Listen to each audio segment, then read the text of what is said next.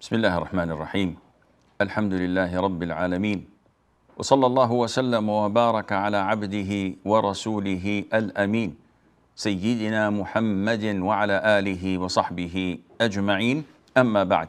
Dear brothers and sisters in Islam, Assalamu alaikum wa rahmatullahi wa barakatuh, and welcome to this new episode of Ask Zad, coming to you live from Jeddah, Saudi Arabia.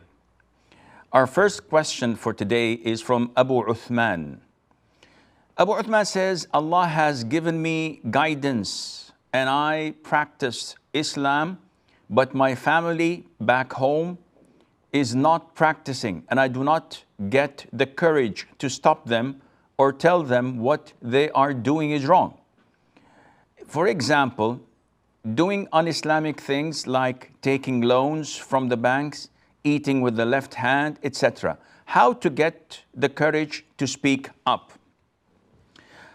First of all, Abu Uthman, I pray to Allah Azza wa Jal that He keeps you steadfast on abiding by the Sunnah of the Prophet ﷺ and sticking to the Aqeedah of Ahlul Sunnah wal Jama'ah, because this by far is the greatest blessing of Allah Azza wa Jal upon an individual. Secondly, what you're facing is merely doubts and whispers from shaitan. Allah stated clearly in the Quran in many places that Satan frequently throws fears and intimidates people so that they would not progress and follow the religion correctly. Allah says in Surah Al-Imran, إِنَّمَا ذَلِكُمُ الشَّيْطَانُ يُخَوِّفُ أَوْلِيَاءَهُ فَلَا تَخَافُوهُمْ وَخَافُونِ إِن كُنتُم مُؤْمِنِينَ. Verily that Satan is intimidating you through his followers. So do not fear them, rather fear me. That is Allah Azza wa Jal. So this is what Satan does. Allah tells us that the believers, those who fear Allah, they might be afflicted by some of the whispers of shaitan. Yet once they remember, they are observant and they can see and they can avoid these things. Allah said about an-najwa, and an-najwa is when two speak privately in the presence of a third who does not know what's happening. This saddens him because they might be plotting something against him, which is prohibited in Islam. Whenever there are three of us, we must not talk and isolating the third without him participating, or at least hearing and listening to what we say.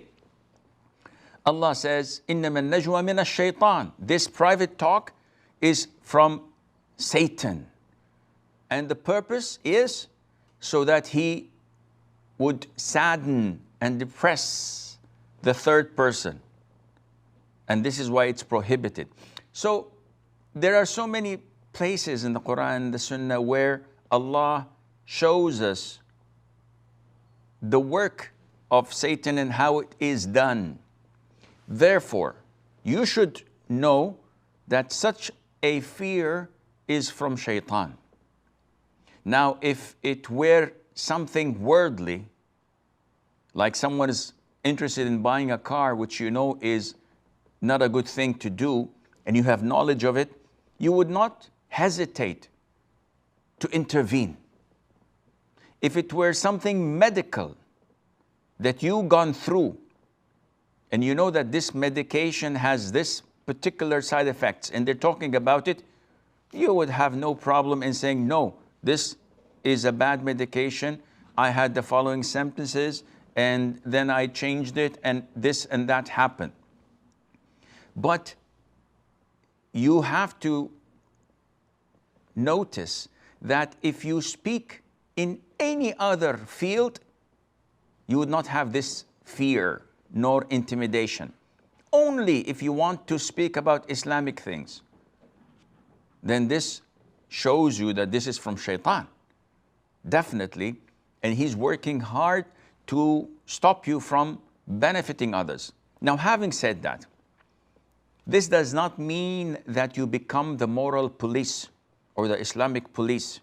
Every time you see something wrong, grow your beard. Akhi, your mustache is too long, it's exceeding your lips, cut it short. Akhi, your trousers are below your ankles.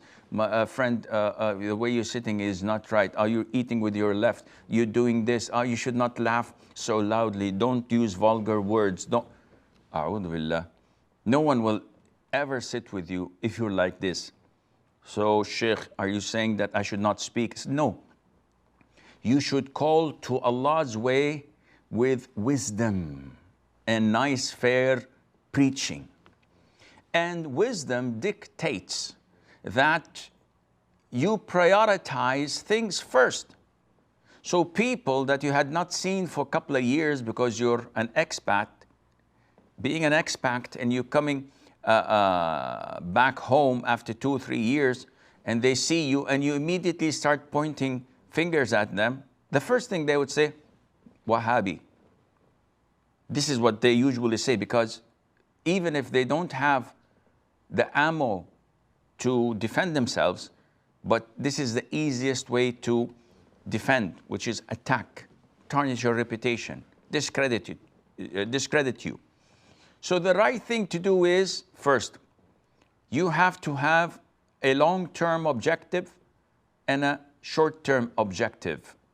So your long-term objective is that they embrace Aqidat Ahlus Sunnah wal Jama'ah, that they think highly and abide by the Quran and the Sunnah. If you manage to do this, alhamdulillah, they start to love you, they start to respect you, and when you say something, they listen to you. Not only that, they come to you seeking advice.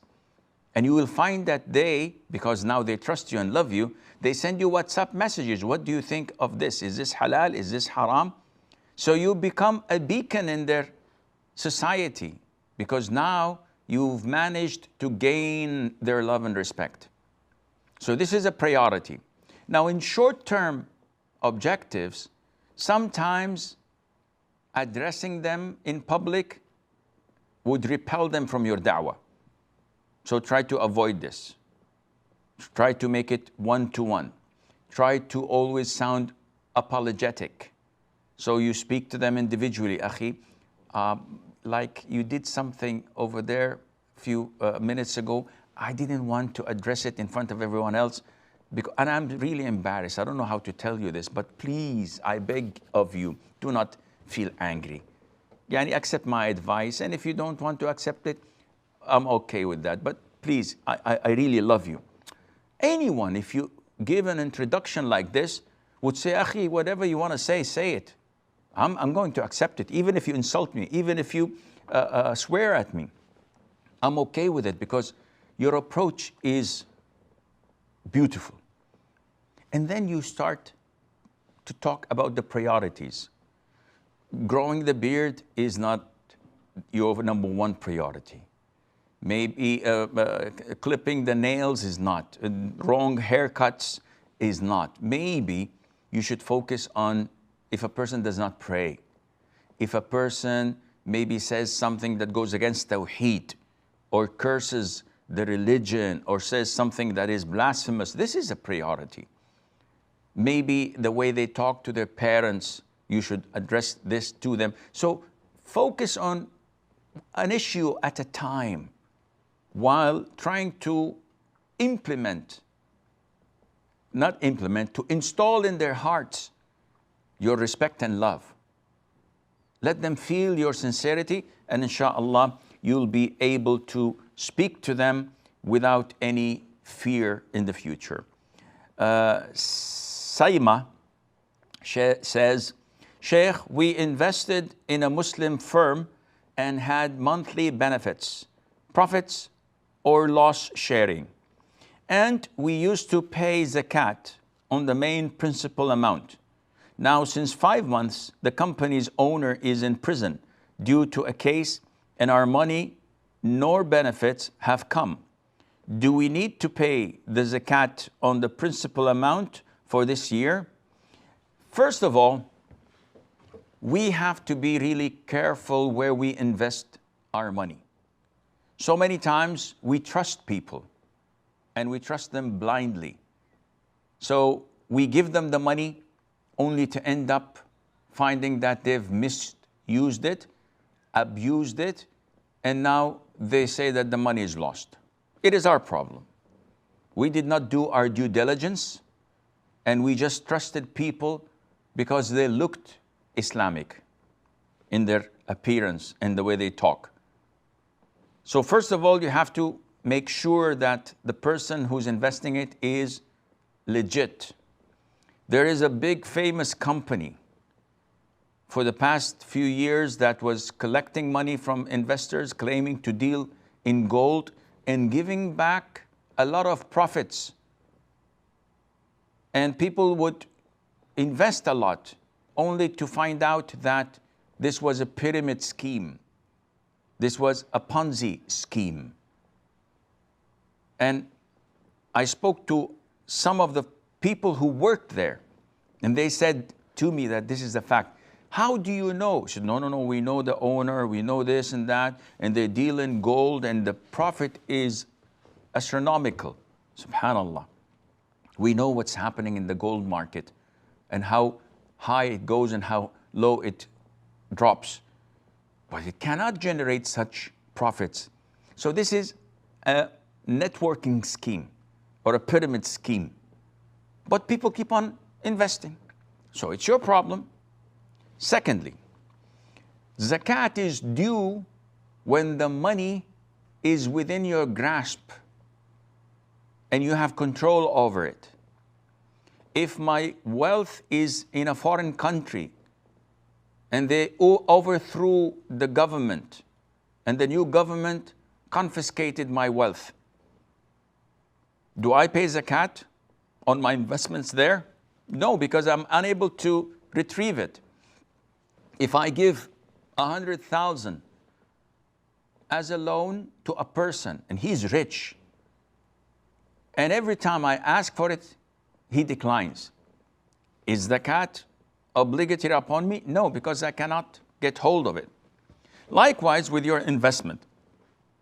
And I'm not going to go into the types of investments because sometimes investments do not have zakat. So if I'm investing my money in a limo service, all my wealth, I bought 10 limousines and hired drivers, and I have an office with a fax machine and a computer and a receptionist and an accountant. I invested €1 million in it. At the end of the year, do I pay zakat? No. Because there isn't anything zakatable, except if it generated profit and the profit is in my bank account and a whole lunar year passed, then yes, I give zakat on that. I may invest in building a high-riser or a residential building, 10 stories high, maybe 40 flats, apartments. There's no zakat on that.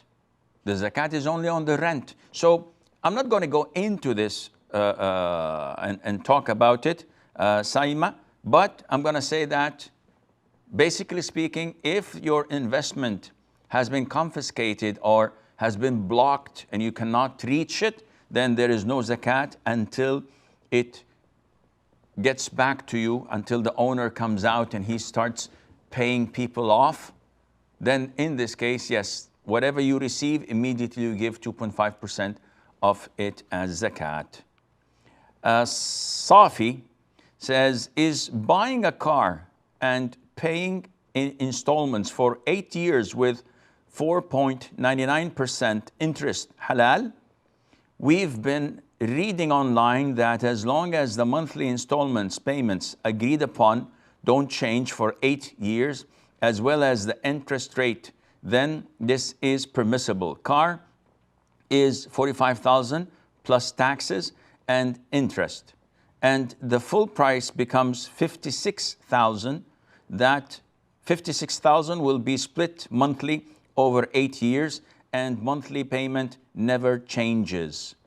The answer is yes, this is basically halal. See, to buy something in installments, you have to have two conditions. One, that who you're buying it from actually owns the product. So he is not a facilitator or a third party or a financer. Rather, he is the owner of the product. Condition number two is before we sign the contract, the final price has to be fixed, regardless of the interest added to it, rather the profit added to it. So if it's like 45,000 and he says, I'd like to sell it to you for 90,000, double the price, no problem. As long as we've agreed upon this, and it cannot be 91 increased in the future. 90 is fixed. I sign, he signs, the duration is fixed. Even if I exceed the duration, he would not put a penalty on me. He can't. We've agreed on 10 years that I pay him monthly. I defaulted in 2 or 3 payments. The price remains the same. I'm sinful. He can take me to court, but the price remains the same. Not a single dollar or euro over the 90,000 that we have agreed upon. So these two conditions, if they were fulfilled, then yes, there's no problem. I can sell you this pen to Ali for 1 riyal, and I can sell it to Ahmed for 10 riyals, all in cash. Ahmed has no right to object and say, why do you sell Ali for 1 riyal and sell it to me for 10 riyals? I said, this is my pen. If I wish, I can give it to Ali for free. And if I wish, I could sell it to you for 100. It's up to you whether you accept or not. But at the end of the day, it's my pen.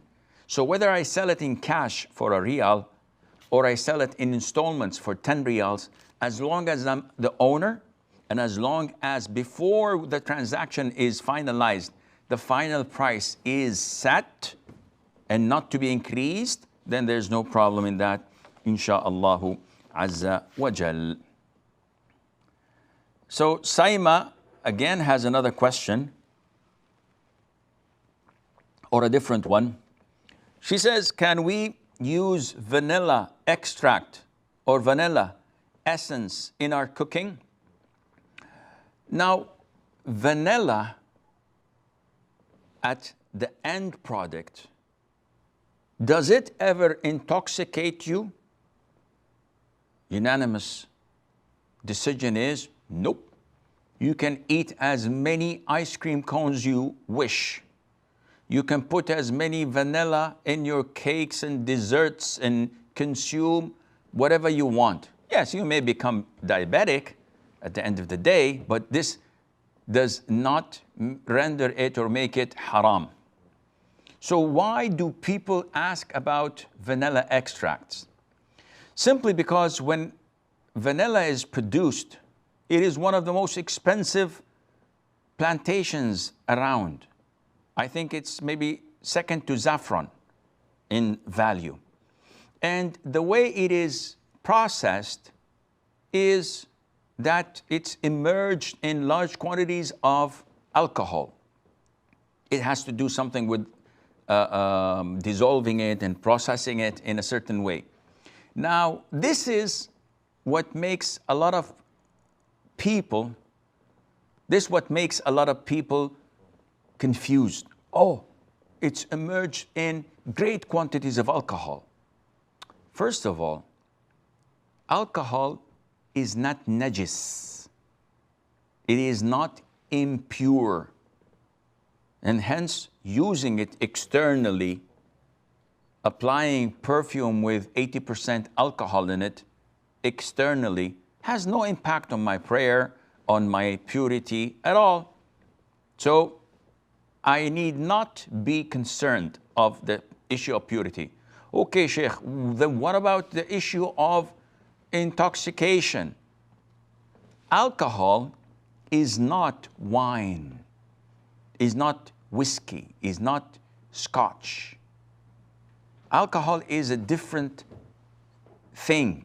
It is the essence of all intoxicants that people drink, but by itself, it is not considered to be wine. It's a substance. And this is why we use it in surgeries. We use it in medicine with small quantities. Now, when does it become a decisive factor? When it leads to intoxication.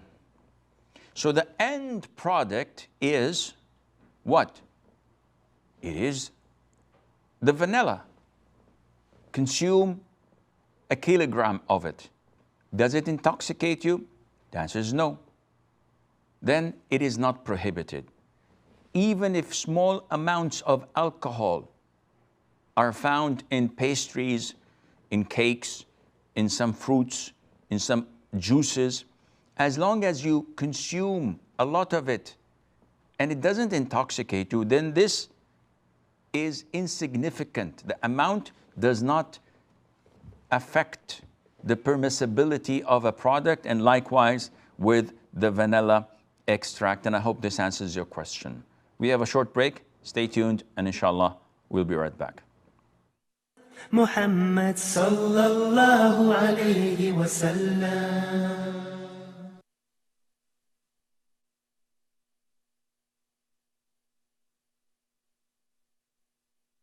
Assalamu alaikum wa rahmatullahi wa barakatuh. Today I'm going to talk about the book Interactions of the Greatest Leader. Abu Hurairah, may Allah be pleased with him, said, the Messenger of Allah sallallahu alaihi wasallam said, no one's wealth helped me as much as the wealth of Abu Bakr helped me. After which Abu Bakr began to weep and say, and is my life and wealth for anything besides you, O Messenger of Allah? This narration shows the level of etiquette and humbleness that Abu Bakr, may Allah be pleased with him, had in the presence of the Prophet of Allah sallallahu alaihi wasallam. For he likened himself to a slave of the Prophet of Allah sallallahu alaihi wasallam by saying that his wealth was only for the Prophet of Allah sallallahu alaihi wasallam, as well as his soul and self. This comes as no surprise, for the Prophet of Allah sallallahu alaihi wasallam has more right on the believers than themselves. He, may Allah be pleased with him, spent his wealth in the cause of Allah, and he consoled the Prophet of Allah sallallahu alaihi wasallam through his own self. So the Prophet of Allah sallallahu alaihi wasallam recognized that for him and said, in order to build his stature and to remind the ummah of his virtues, no one's wealth helped me as much as the wealth of Abu Bakr helped me. Among the benefits of this narration, it is important to keep good manners and humbleness in the presence of the Prophet of Allah sallallahu alaihi wasallam. Thanking someone who has bestowed some favor on you, as well as supplicating for them, is part of having good manners. Reported by Al-Bukhari, reported by Al-Tirmidhi, and Ibn Majah. Albani ruled it authentic in his book Sahih Al-Jami', the explanation of As-Sindi on the book of Ibn Majah, and At-Taysir Bisharh Al-Jami' As-Saghir.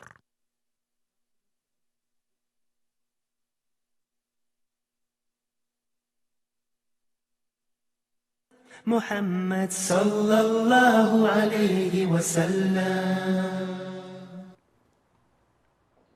Assalamu alaikum wa rahmatullah, and welcome back. Ababil says, what should be the ruling if the Imam made mistake in Salat where he is required to do sujood as-sahu, the forgetfulness prostration, but does not? Maybe because of him being unaware of the mistake itself. Is my prayer behind him valid? First of all, this depends on a number of factors. One of them is whether the thing that the Imam made a mistake in, is it a pillar or a mandatory act? So if he, for example, forgot to offer a prostration in one of the rak'ahs, instead of doing two, he only prostrated once and continues his prayer. And those behind him failed to notify him. The answer would be, this prayer is invalid. If no one notified him and they continued following in such a grave mistake, their prayer is invalid. His prayer is still, because once he finishes the prayer and they tell him, listen, in first rak'ah you missed a sajda, he has to immediately stand up and offer a full, complete rak'ah in the place of that which was rendered void. But if it was in a mandatory act, so for example, he said in the ruku', Allahu Akbar, and then when he raised up, he said, Allahu Akbar, instead of saying, Sami Allahu liman hamida, out of forgetfulness. And no one said, Subhanallah. And he continued the prayer and finished it. Your prayer and his are valid, but once he gives salam, you should tell him, Imam, you did the mistake. You have to prostrate 2 prostrations. He looks at the congregation, they say, yes, you did that. So he immediately offers a prostration and no harm done. Let us say that he forgot, you guys forgot, and you went home. The prayer is still valid due to forgetfulness, and there's nothing wrong in that. And there are a number of different cases that can be addressed, but I hope this answers your question. Nasreen from Saudi. Assalamu alaikum, Sheikh. Salamullah barakatuh. I have 2 questions. Yes. The first one, my friend is coming from outside. He will be in Medina. So can they make niyyah for Umrah from the hotel? Because they are coming to Makkah by train. Okay. And the second one, my parents passed away. I give sadaqah for them, like Jariyah, Masjid, and school, and things of that. Will they get Jariyah, or is it just they get the reward one time only? Okay. Thank you. You're welcome, Shah. Barakallah feekum. So Nasreen's first question was about her friends coming to perform Umrah, but they'll go first to Medina and then take the train to Mecca. Can they wear their ihram from the hotel itself? We have to differentiate between 2 important things. 1, wearing the ihram. 2, entering in the state of ihram. What's the difference, Sheikh? I'll tell you what the difference is. I take a shower, make ghusl, I wear my lower wrapper, or what they call it, waist wrapper or apron, and I wear my rida, which is the upper towel. Now I'm wearing the ihram, but I did not intend to enter the state of ihram. So while I'm wearing this, a friend comes and said, listen, I bought this oud, this perfume. Take a good look at it. You want to smell it? He said, yeah, put some. He puts it, and I apply it. He said, what are you doing? You're in the state of ihram. I said, no. I have not entered the state of ihram. Actually, I changed my mind. I'm not going tonight. I might go next week. I take it off and I put my normal clothes. No harm done, no problem. The second scenario is that if I do all of this, and then I say, Labbaik Allahumma Umrah, intending that from now on, I'm in the state of ihram. And then I notice that one of my nails is long, so I bring a clipper to cut it off, and then I remember, oops, I'm in ihram, I can't do that. So can I go to the barber and fix my hair? I cannot do that, I'm in ihram. Can I apply some perfume? Nope, not now. So this is different. So for your friends to wear their ihram without entering in the intention of ihram from their hotel, there's no problem. The sunnah is once they reach Abyar Ali, which is the miqat of the people of Medina, known as Dhul Hulayfa. And there are big signs everywhere when you come close to it. And you can ask the driver who's driving you, before we reach the miqat, notify us so that we can make umrah. If you do this, then you are clear. Now some say, Wallahi, I am afraid that I may get confused. The driver does not understand me. I may make a mistake and neglect making ihram after I pass the miqat. So can I make it from the hotel? The answer is yes, you can. But this is not the proper way of doing it. This is not the sunnah, and I hope this answers the question. Her second question was, her parents are deceased and she gives, if I heard her correctly, may Allah have mercy on them. And if they're not deceased, may Allah have mercy on all of us. So she gives money in charity, building a masjid, digging a well. So would this be considered as a sadaqah jariyah? What does sadaqah jariyah mean actually? Sadaqah jariyah means continuous charity. A poor person comes, Sheikh, give me some money to eat. I give him 5 riyals, 10 riyals. He buys a sandwich, he eats it, it's gone. I'm accredited for 10 riyals as a charity. Good for me. I take the 10 riyals and I put it in building a masjid. And they build the masjid. And the masjid is still existing. People come every day 5 times and they pray, they go in Ramadan, they Prophet Taraweeh, they sit and recite the Quran. The 10 riyal is generating deeds as long as the masjid is still existing. I take the 10 riyals and I give it to one of the poor people who goes and attends, or his child attends, a circle of tahfidh al-Quran. And he memorizes the Quran. And he pursues his career in learning Islamic studies. And he becomes an imam, he becomes a da'i. And he goes and teaches people, and people are coming to him. He teaches them how to memorize the Quran, he teaches them how to pray.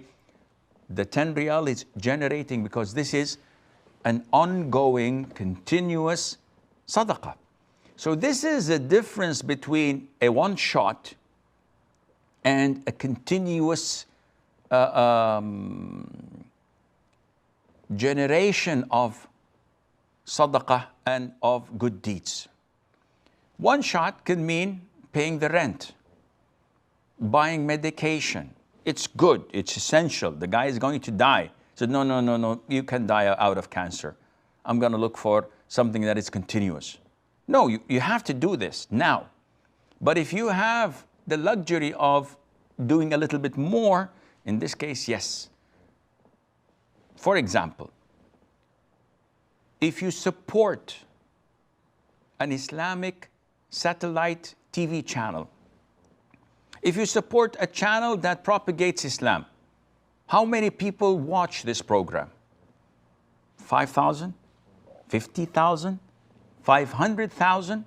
In one of the Islamic satellite channels, I was talking to their owner. He says, Sheikh Asim, your program of particular nature is being watched daily by 60 million people around the globe. 60 million. So if you support this channel or any other Islamic channel, if you support a program that people would benefit truly from, your money generates good deeds, and this is continuous when it goes to YouTube, when it's on Facebook, when it's on social media, and people continue to learn and benefit from it.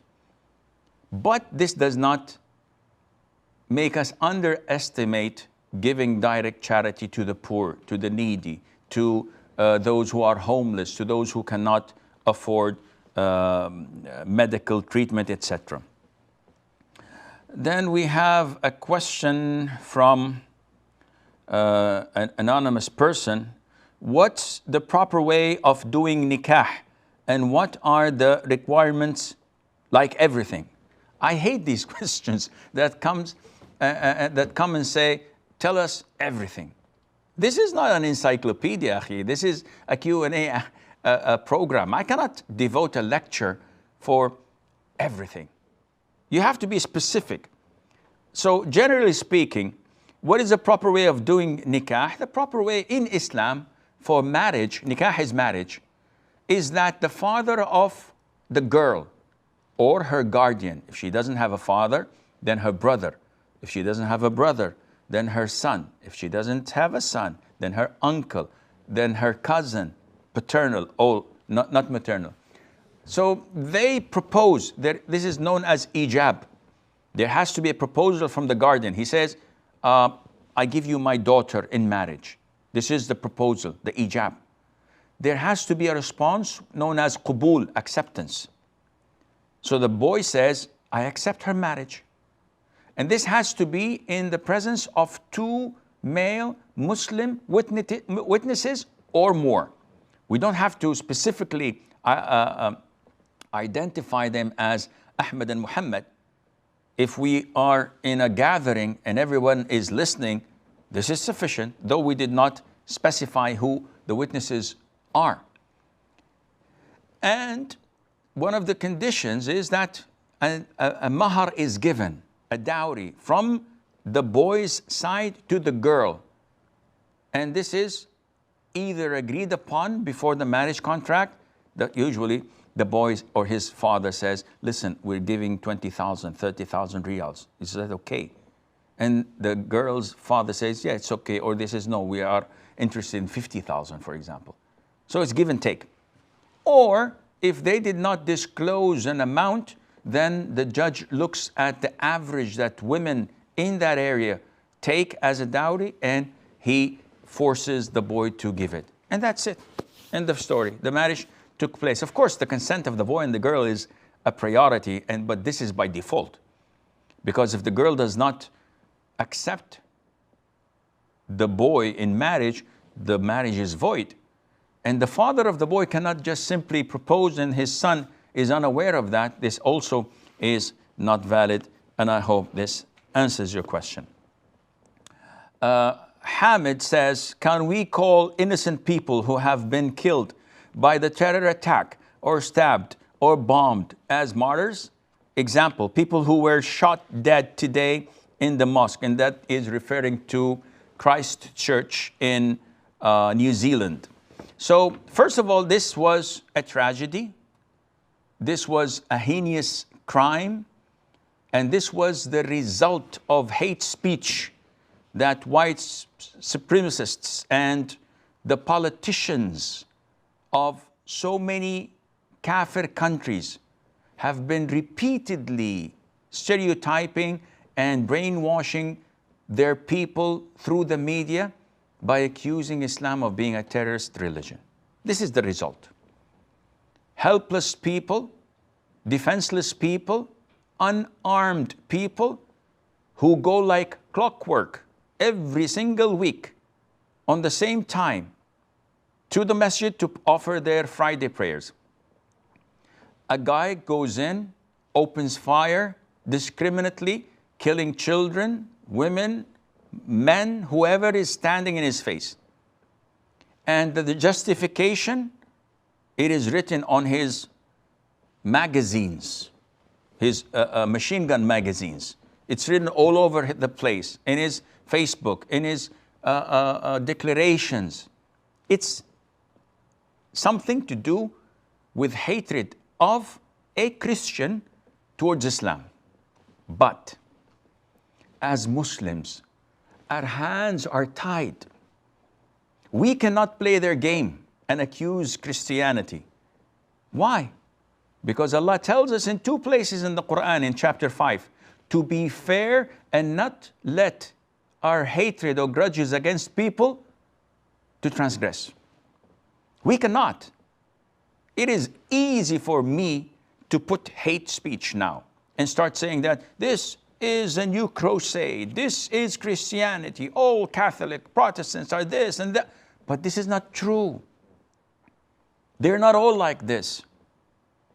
And I'm not defending them. I am stating what my religion tells me to state. The closest to the Muslims are those who say we are Christians, as Allah Azza wa Jal mentions in the Quran. And the worst and most people with enmity and hatred against the Muslims are the idol worshippers, whether they're Hindus or Sikh or Buddhist, and the Jews. As stated in the Quran, they hate us. So we cannot brush them all or paint them all with the same brush and say, one individual did this heinous crime, all Christians are alike. No, this is unfair. This is haram. But they do the same to us, Sheikh. When a Muslim comes and says, Allahu Akbar, and he blows himself up or he kills innocent people, they immediately accuse the Muslims. They accuse their Sharia, they accuse their religion, their Quran, they talk ill about our Prophet ﷺ. Well, sorry, but two wrongs don't make a right. When they make wrong statements against us, this does not give us the justification to make the same against them. This is the greatest difference, that we are Muslims. We always come on top. Sheikh, this is racist. No, this is not racist. This is reality. Our religion is the best religion. You like it, you hate it, tough bananas. This is up to you.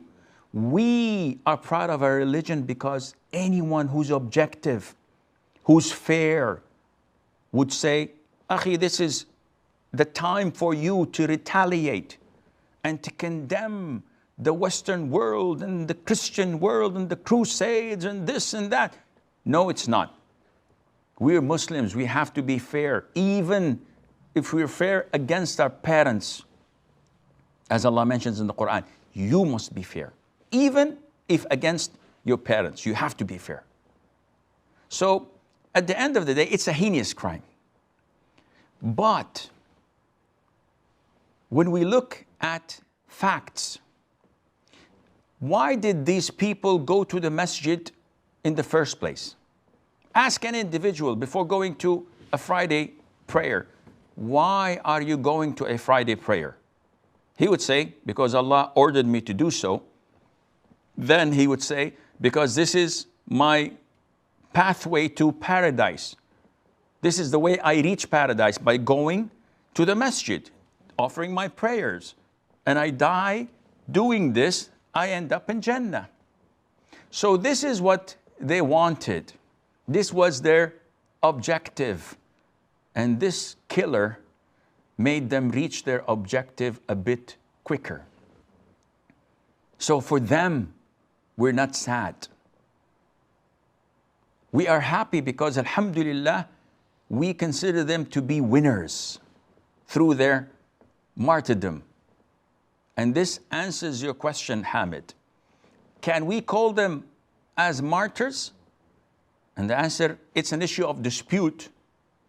As for the hereafter, there is no dispute, inshallah. They are martyrs. Whoever is assassinated, whoever is killed unjustly, through bombing, through assassination, being stabbed from the back, like in the masjid, being killed without being able to defend themselves, they are martyrs, inshallah, in the hereafter. But in this dunya, we treat them like everyone else. What do you mean, Sheikh? We mean that they are washed, shrouded, prayed upon, and buried. While the people who die as martyrs, they do not have this. They are buried with their own clothes and their own blood, etc. What is the evidence, Sheikh? The evidence is that in the authentic hadith, the Prophet ﷺ was once with Abu Bakr, Umar, and Uthman. And they were walking over Mount Uhud. And Mount Uhud started to tremble. So the Prophet ﷺ struck the mountain with his foot, saying, "Stay still, Uhud, because on top of you there is a prophet, a Siddiq, and a Shaheed or two, a martyr or two." So the Prophet was Muhammad ﷺ, our Prophet. The Siddiq was Abu Bakr as-Siddiq, and the martyrs were Umar and Uthman. And we know that Umar and Uthman were assassinated. They did not die on the battlefield, which clearly indicates that people who are assassinated or who are killed and being transgressed upon, they are considered to be martyrs, and we hope and wish for them, inshallah, to be real martyrs. But having said that, now the issue is these 50 people who had died on a Friday. It's a beautiful death. For a Muslim to die on a Friday, he would be exempted from torment of the grave, and it's a sign of a good ending. We all hope for this death on a Friday. It's a good death, inshallah. But it is not the end of the world. How many on daily basis die in Syria, in Libya, in Afghanistan, in Iraq, in Burma, among the Rohingyas, being raped, being killed, being tortured, being kicked out, nowhere, starved to death. How many Muslims among the Uyghurs in China are being detained unlawfully, put in concentration camps by the hundreds of thousands, and some say 1 million prisoners, just because they say La ilaha illallah and they believe in Allah. So 50 is a big number, and we are saddened for what had happened, yet we are happy that inshallah they're martyrs. But this should not make us neglect the plight that our brothers worldwide are suffering just because they are Muslims. And this makes us an obligation, this makes an obligation upon us to utilize this incident and show the people that Islam is not a religion of terror. 1.7 billion. If our religion dictated that we terrorize people and to kill them and to do heinous acts, wallahi, no human being would be living on earth now. Because we're devoted Muslims, we're committed Muslims. If our religion tells us to kill you, we will kill you. But it doesn't. If our religion allows us to lie, we will lie and say that Christianity is the cause, the root cause of all of this. But Islam doesn't. So this is why we have to abide by our religion, stick to it, and walk the talk, and Allah's religion would prevail without any doubt. Shahbaz says, should we recite Fatiha behind the Imam during silent prayers and silent rak'ahs? It's an issue of dispute. The most authentic opinion is the opinion of the majority of scholars. That is, in silent rak'ahs, it is a pillar upon everyone praying, whether an Imam or an individual or a follower. You can't be other than these three. You must recite the Fatiha, and if you don't, this rak'ah would be rendered invalid unless you come late and the Imam is in ruku' and you just have time to make ruku', then your prayer is okay. We have like 3 more questions, but I'm afraid that the time has come to an end, so I won't be coming on Ask Zad for the next 3 weeks, inshallah, because I'll be traveling to a number of countries for conferences and lectures. So for the coming 3 weeks, it's all going to be a rerun, and I'll be available on my website for answering your questions, inshallah. Until we meet next time, I leave you fi amanillah. Wassalamu alaikum wa rahmatullahi wa barakatuh.